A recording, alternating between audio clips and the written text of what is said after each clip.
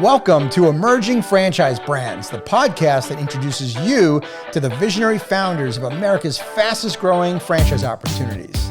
We'll also hear from industry pros as they share what it really takes to achieve the elusive milestone of 100 plus locations. I am your host, Frank Fiume, founder of I9 Sports, and my 20-year journey from inception to acquisition has given me a unique perspective on how to succeed in franchising. Join me as we welcome today's guest.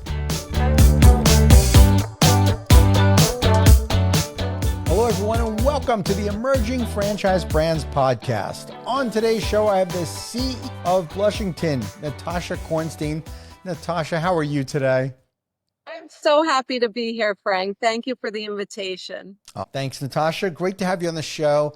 So why don't you start out by telling us all about what is Blushington? Blushington is a destination to get ready. It's makeup applications, blowouts, skincare, all in one appointment under one roof.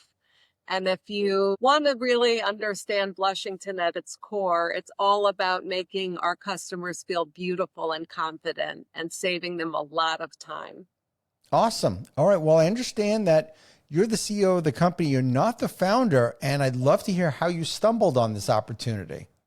Absolutely. I always say in life, my mantra is your next hello can be your future.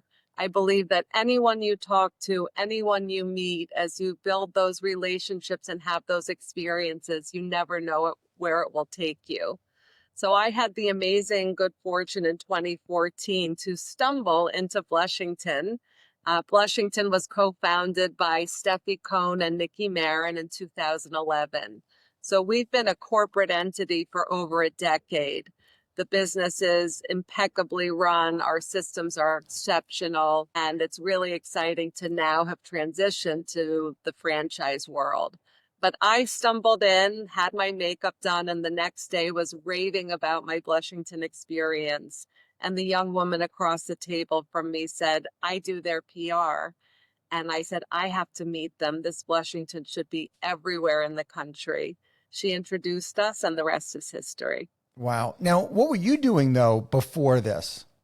Before this, I was the head of global branding and marketing for an international jewelry company. And I had been in LA opening the LA office. So had a lot of experience working in markets, not only throughout this great country, but around the world.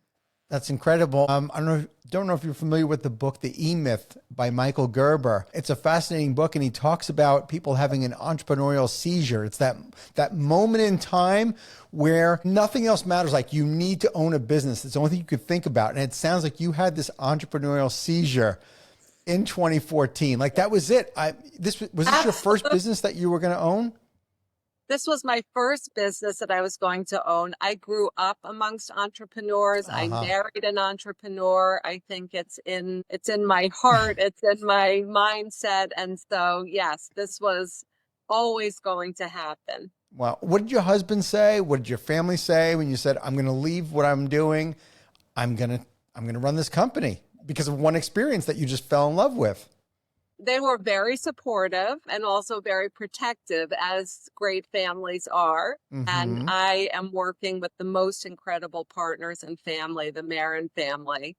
So really, Frank, our families met before I accepted the position and before I transitioned to becoming this entrepreneur. So family was very supportive, but definitely had to check it out first. Of course, they got to look out for you. I tell folks all the time that sometimes you get mixed opinions from family and friends. It's only because they're looking out for you. They don't want to see us fail, of course. There's a checks and balances there, right? Yes. And I always think that the most intelligent people listen. You listen to differing viewpoints.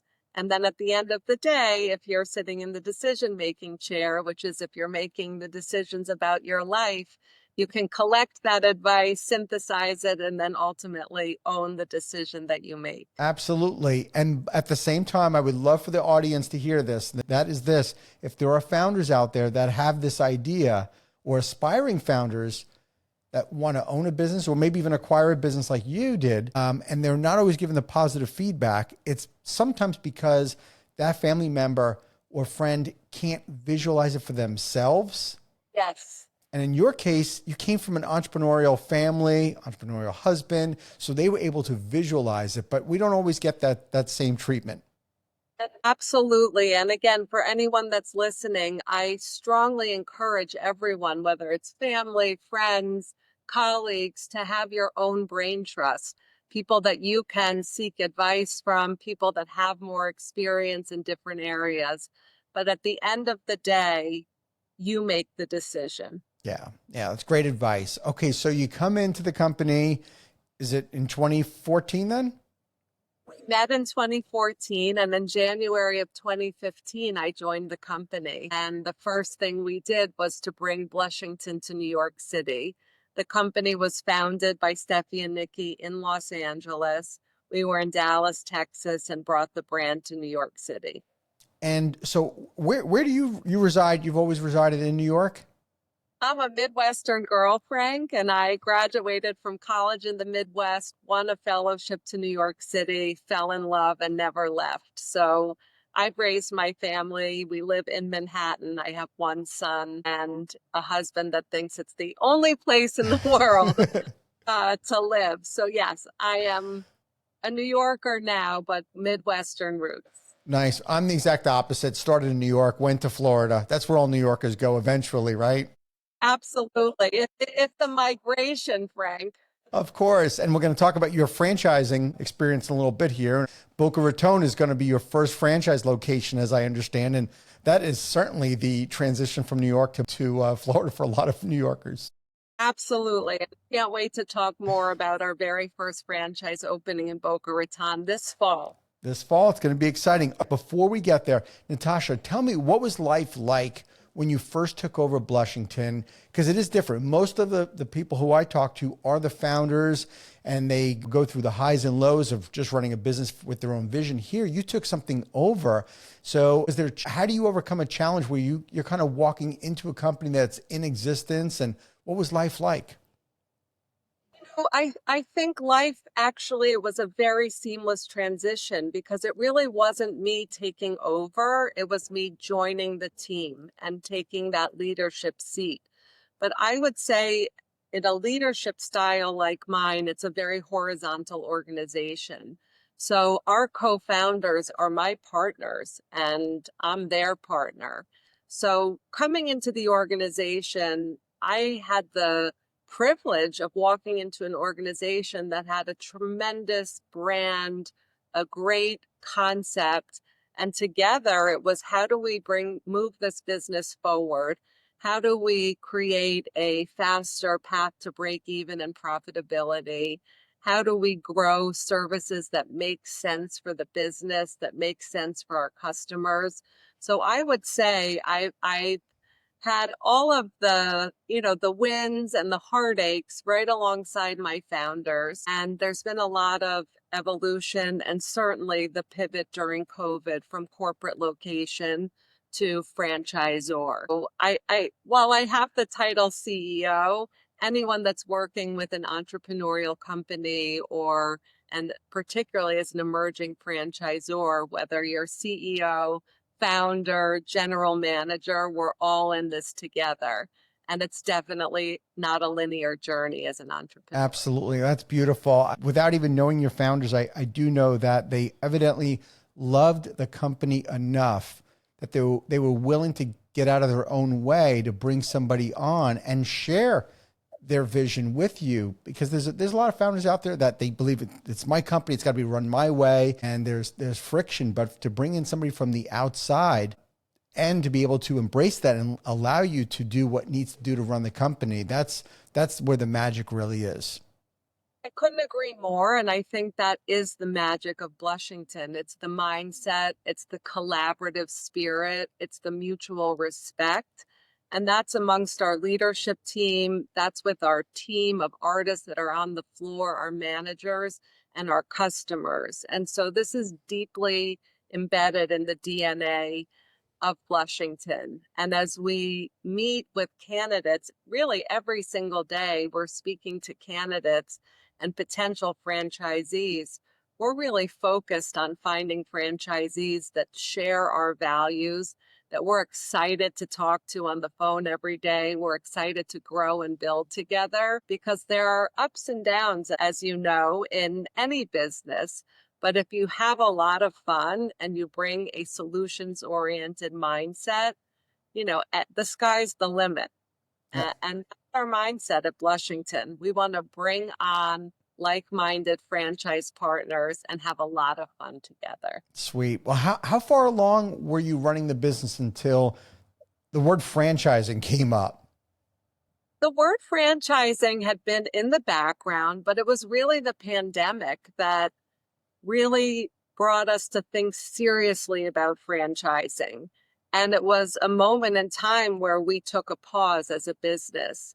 Our original concept of Blushington was makeup applications only. We knew we wanted to add blowouts because, Frank, when women are getting ready, whether it's for a day in the office, a date, a special event, they want their hair and makeup done, and they want it done at the same time. Recognizing that our personnel had the capability to do both blowouts and makeup applications, we took the time during the pandemic to bring on the blowouts and to reorganize as a franchisor so that we could accelerate our growth to as many markets as possible. Wow. Okay. So you thought of, franchising, we're going to start moving in that direction during the pandemic, which is such a gutsy move too, by the way, but it allowed you to kind of slow down, right? And kind of think it through on how you want to do this. And so what was the franchise process for you all? Did you just get a franchise attorney? Did you use an outside consulting firm? How did you go about doing it? So I would say in typical Blushington leadership fashion, we like to learn, we like to do our homework, and we don't just jump in without preparation. That doesn't mean we don't move quickly. You have to be nimble, you have to be able to pivot. But here's how our journey in franchising started. First, we ordered as many books as possible about franchising and said, let's become students of the industry. And in parallel path, I want to say we interviewed about 12 to 14 firms that help companies develop their franchise operations manual, your FDD, really transition your system to a franchise system. We hit the jackpot. We ultimately signed with iFranchise, and it's an extraordinary team of people. Talk about a brain trust, tremendous experience. Had the opportunity to work with Mark Siebert, with Dave Hood, who are really legendary in franchising. And we were able to really meet and select our own consultants within iFranchise. So worked with two extraordinary women. One, Joanna Mizels, to this day is on our advisory board. And I will say we did the same thing on the franchise attorney side. And again, I think we have arguably the greatest franchise attorney in the world. His name is Will Woods. He's with Baker McKenzie out of Dallas. Both iFranchise and Will have been extraordinary partners. We are meticulous in everything we do in business. We wanted to do everything properly coming into franchising. So we took our time. We found the best of the best partners, and I couldn't be prouder of the transition. Oh, that's amazing. I concur on Mark and Dave. They helped me franchise my company back in 2001. That's amazing. Yeah, when we launched I9 Sports, it was back in 2003, and Mark was really integral in that launch, and obviously his team. And interestingly enough, sort of the bookends of all this, Mark came in to be part of my board towards the end of my tenure at I9 when I sold the company in 2021. So it was or 2017 or one of our exits. So it was a very fitting opportunity for me to work with Mark, who was a mentor of mine for many years. And that's pretty extraordinary from the early 2000s to the early 2020s to have this extraordinary talent that both of us were able to work with. So I feel very confident now going into franchising that we're prepared and that we prepared with the best in the business. For sure. All right. Well, let's talk about now. You've officially a franchisor. Yes. You have your first franchise location opening in Boca Raton this fall 2025, and you got what, two more opening in the Houston area, right? Your first multi-unit deal. Our first multi-unit deal. So we're registered now in over 35 states. I'm really excited to share with you and anyone that's listening that our first two franchisees were customers of Blushington. And I can't think of a better validation as an emerging franchisor to have our first two buyers existing customers. It's incredibly gratifying, and I think very special as we embark on this journey. So, our first franchise is opening in Boca Raton this fall. Extraordinary franchisee, Dr. Karen Diaz Mike. She was in social work for many years. She's an entrepreneurial real estate broker with a top firm and an avid beauty lover and advocate for women in business. So, we're so lucky to have Karen as our first franchisee. What do you think it takes for a franchisee to thrive for Blushington in your brand in particular?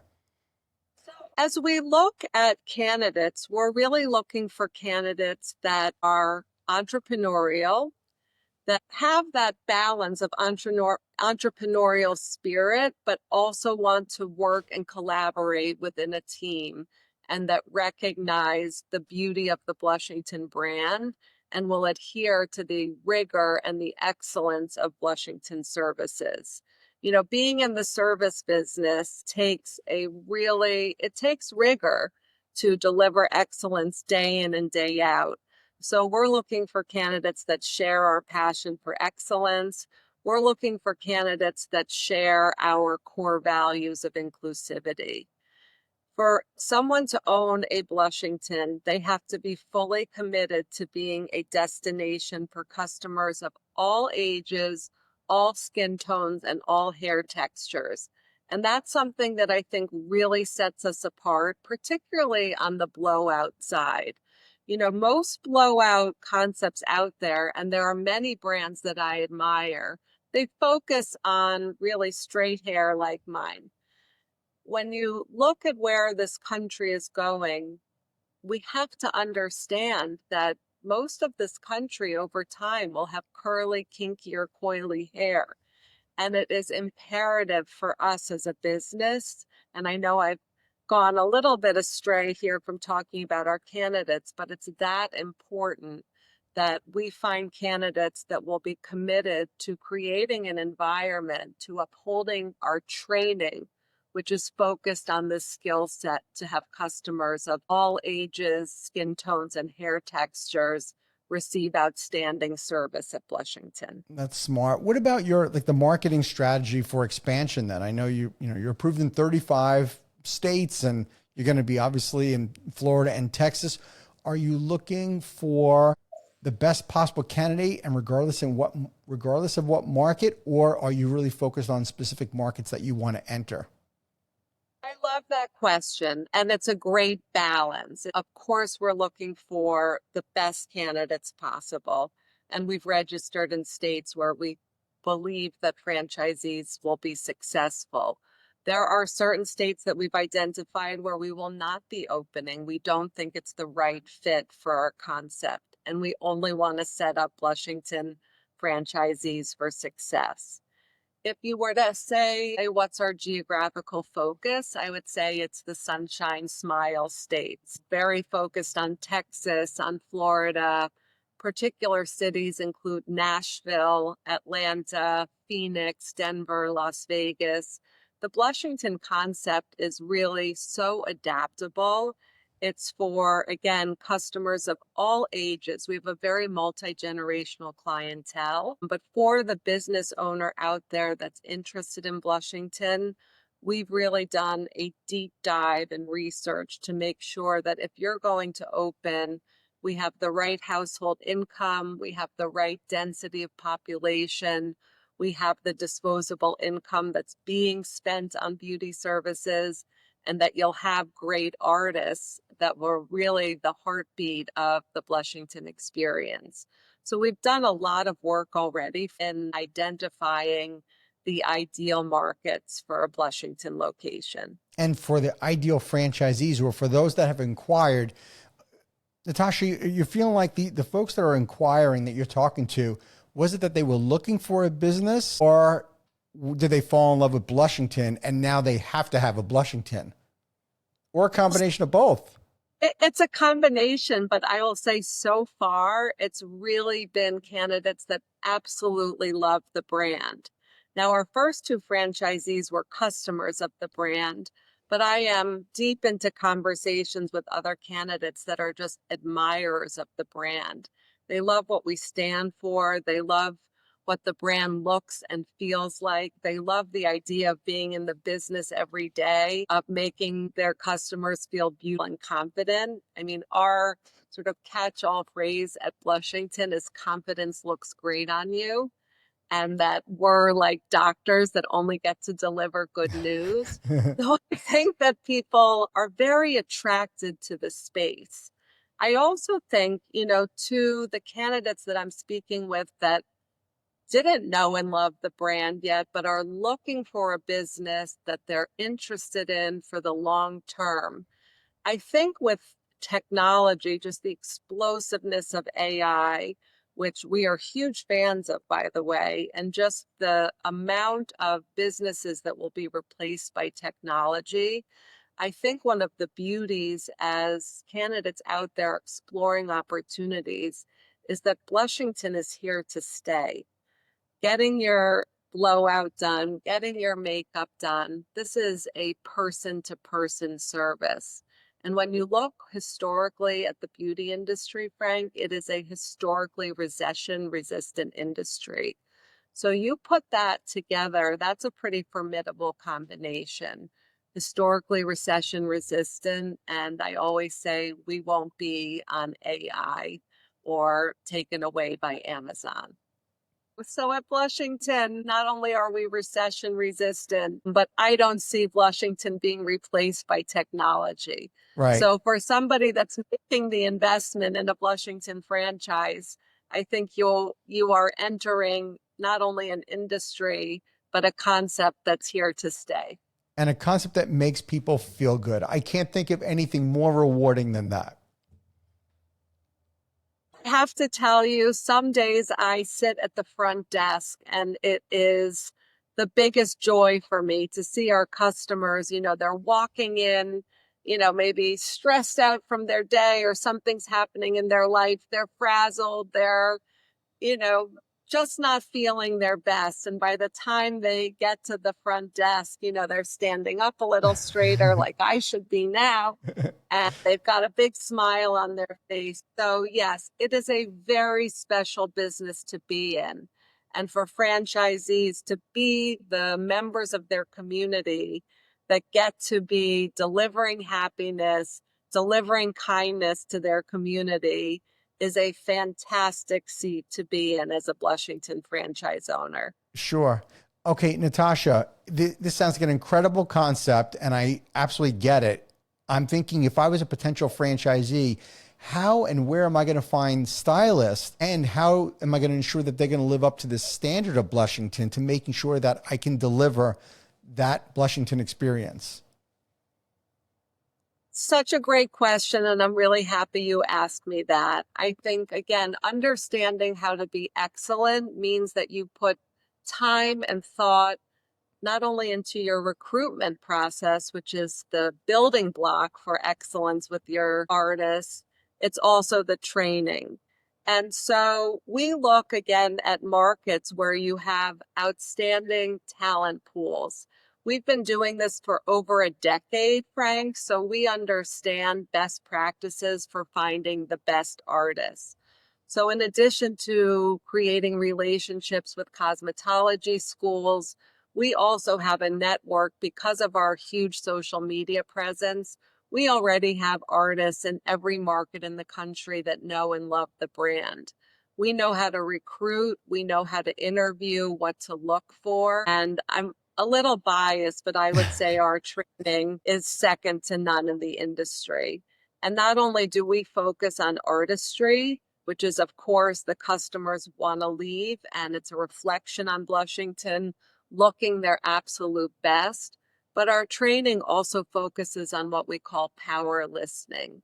We want every customer that walks into a Blushington location to feel seen, to feel heard, and to leave with the hair and the makeup of their dreams. And that requires conversation, and that requires egoless artistry. And that's sometimes not easy to find. And so that's why we'll be giving the tools to our franchisees about how to recruit and how to interview, what to look for beyond that technical interview where you're showing your skill set. Is this somebody that's going to listen? Is this somebody that's going to collaborate, that has an open mindset? So we have really the tools down and the experience in terms of recruitment and training. And if you were to ask me what I'm most proud of at Blushington, I would say it's our employee retention rate. And I attribute that entirely to our culture. And I would say in a world, and perhaps even in an industry, in this beauty services industry where you do see turnover, I think it's because of the environment we've created at Blushington, because of the investment that we put into our artists and our teams and their own personal careers, that we'll have talent that stays with us 2, 3, 4, 5 years in an industry, I think, that really experiences turnover. So I would say to franchise candidates out there, I think that this is something that we do best. How we recruit, how we retrain, and how we retain talent. So we'll be there to support you, of course, in every aspect of the business. But I can say with great confidence that we excel in talent retention. All great reasons why somebody should open a franchise and not try this on their own and start from scratch. And there's a million reasons, right? Right? Natasha, what's the investment range to open a location? So the investment range, it's a $50,000 franchise fee. And the investment range is really between $500,000 and $800,000. And that's largely driven by geography, Frank. It's very different to build and open a brick and mortar franchise location in Los Angeles versus, let's say, in Nashville. So some of it will depend on geography. It will also depend on project management. And that's something, again, we've been building stores for over 10 years.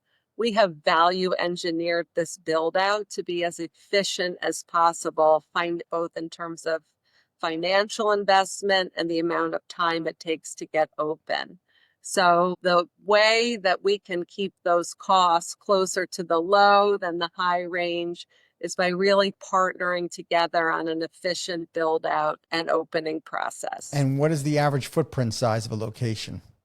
The average footprint is 1,500 square feet for a Blushington location. And because Blushington has been in business for over a decade, we have a lot of strength in helping our franchisees to locate the best real estate. So we understand from our own experience what works, what doesn't work. So once we sign that franchise agreement, we will be off to finding that ideal location. It will be backed by research, but there's also an art form that goes into finding your real estate. And that's where our decade plus of experience comes in. Understanding that you want to have surface parking. We want you to be in a grocery store anchored footprint. We look for adjacencies like exercise concepts, fashion boutiques. So we really understand how to support our franchisees. I could not be more excited about where our Boca Raton location and our first Houston location are opening. They are dynamite locations. Sweet. That's fantastic. All right, Natasha, tell me about the biggest surprise maybe you've experienced in franchising since you've been through this process. What's maybe something you weren't expecting? That is not the easiest question to answer. You're new to something, you're learning every single day. And now that we've been in franchising for 2 years, I would say, the surprises are much further and fewer between. I think what probably surprised me the most was how enormous the franchising industry is. Mm-hmm. When I originally thought about franchising, and certainly growing up, I thought about franchising very much focused in the food space. I really did not realize the breadth of businesses and concepts that are franchises, that are franchised. So I would say that was probably one of my biggest surprises. And I think that's really exciting for entrepreneurs or those aspiring to be business owners out there, that you can find within the franchising world beauty concepts like blushing, facial concepts like Face Foundry, concepts in pet grooming and in home repair, that it goes so far beyond what the average consumer or someone that's thinking about their next move in business, they might not have any idea about all the possibilities. So that was my biggest surprise. And I think if it was surprise and delight, one of the most delightful things about franchising is how highly collaborative I've found the industry to be. We have made so many friends, we have so many mentors now, and just seeing a real willingness in the industry. We want to see one another thrive. So, as an emerging franchisor, to be able to be welcomed with such open arms and meet so many people in all of the different facets of franchising, because where we started was who was the team that helped you to get here. Sure.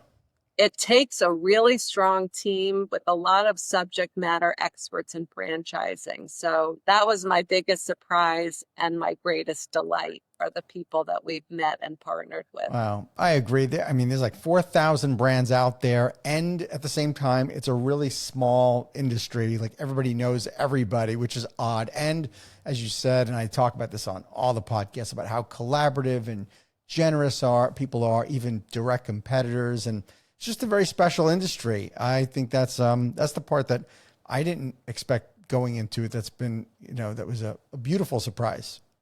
It's very gratifying. And I think it's really been fascinating as I've spoken with candidates who maybe they've been in their career for 20, 30 years. They're ready to do something for themselves. They're tired of maybe a crummy boss or office politics or a Mm-hmm. long commute. They've made it in the corporate world and they are ready to be an entrepreneur, but they want the community. They want to know that this is a business that has proof of concept, that has a team behind them. So as people look for their next act, I think franchising is such an important place. And I think we have work to do, Frank, to let folks out in the world know, the career changers, the people that have left their careers to get married or raise a family. They now want to come back to the workforce, but they want something of their own. Mm-hmm. Owning a Blushington, I think, is a perfect fit for anyone in either of those two paths.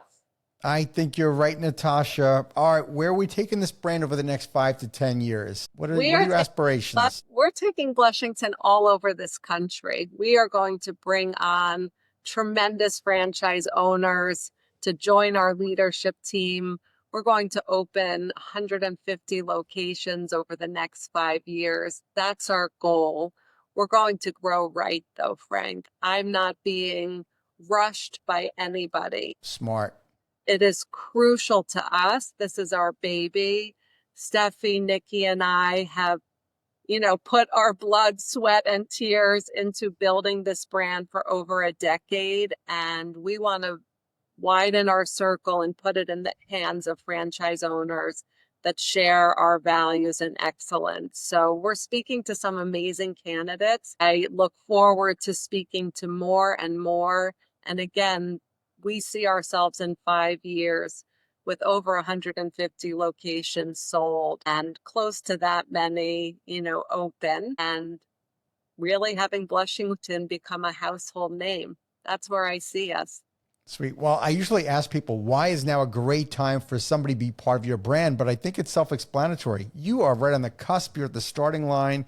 Pretty much every territory throughout the country is wide open.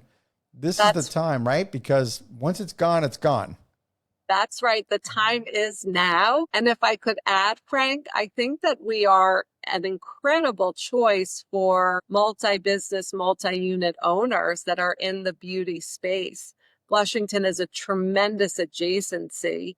Again, we use licensed cosmetologists. So if you look at businesses in the beauty space where maybe your territory is sold out, but you have the personnel, you have the shared customers, the shared marketing resources, I think Blushington is a great brand for other beauty adjacent franchisors to consider introducing to franchisees. Natasha, I feel like I've the good fortune of meeting you here in the beginning of your launch of your franchise. I'm going to remember this. I think this franchise has really got legs. I think you're going to go far with it. So I wish you all the best and success with this. If someone was interested in learning more and wanted to open a Blushington, where would they go?